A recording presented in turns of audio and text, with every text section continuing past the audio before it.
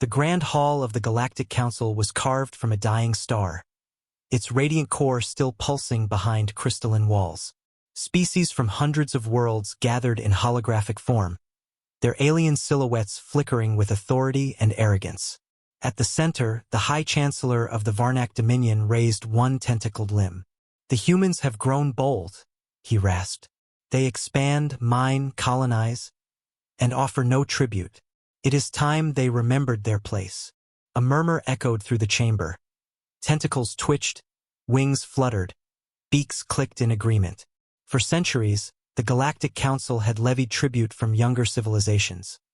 Raw materials, labor, sometimes blood. It was the price of peace under their rule. But Earth had never paid. "They are a death-world species," the envoy of the Gyrics cautioned. "Unpredictable, dangerous. Precisely why they must be tamed," the Chancellor hissed. The Council passed the decree unanimously.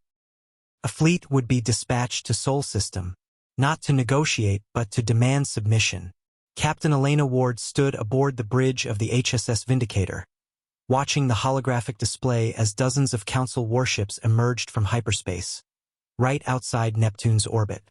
Each one bore the insignia of a different species, ships of bone, of crystal, of living vines, but all trained their weapons toward Earth. A single message was broadcast in all known galactic languages. "Humanity will now submit. Tribute shall be paid in alloy, antimatter, and 10 million labor units. Resistance will be met with annihilation." The message looped. No reply came, not for hours. Then, a human voice responded. Calm, crisp, unapologetic. "This is Admiral Kara Dorn of the United Terran Defense Fleet. Message received.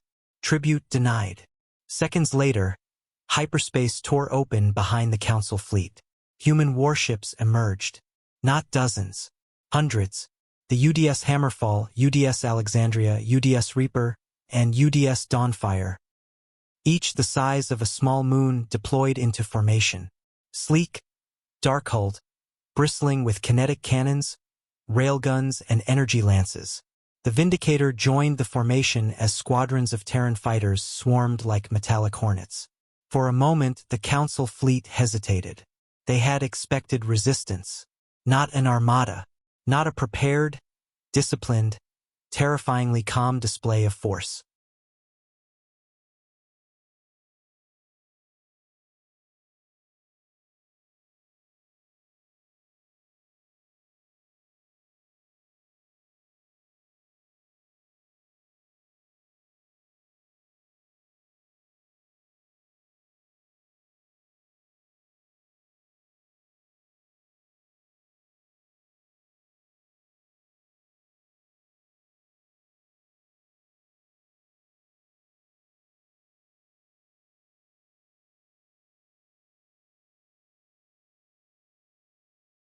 Inside the Hammerfall's command center, Admiral Dorn surveyed the enemy positions. "Broadcast to all Council vessels," she said. "Last chance to withdraw. You came to Earth with threats. Now you face humanity in full." The response came in weapons fire. Mistake. The battle that erupted beyond Neptune would be remembered in galactic history as the Sol Reversal. Council dreadnoughts launched plasma lances and swarm missiles, but Terran ships had shielding tech reverse-engineered from dark matter anomalies and AI targeting systems that predicted attacks before they launched. Railguns fired tungsten rods at near-light speeds, punching holes through bioorganic ships and crystalline cruisers alike. Terran destroyers wove through Council lines, dropping hyperspace mines that detonated with miniature black holes. The Dawnfire unleashed a solar lance array, burning a Varnak command ship to atoms. Within hours, the Council fleet lost over 70% of its ships. The rest turned to flee. But hyperspace gates had been jammed. They were trapped.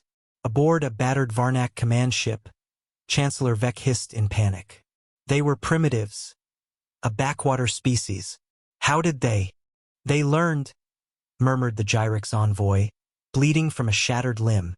"And they never forget an insult." When the battle ended, Earth didn't celebrate. There were no parades, no speeches. Instead, humanity sent a simple message to the Council. relayed through the only surviving Varnak ship allowed to limp back. We do not kneel. We do not pay tribute. Come again. And we will not stop at defense. Weeks later, the council convened again, this time in silence. The tribute decree was revoked. Humanity was left alone. Not out of mercy, out of fear. They had awakened the war-born species of a death world. And humanity, having tasted galactic war, had begun expanding not just with colonies, but with fleets, with purpose, and with memory.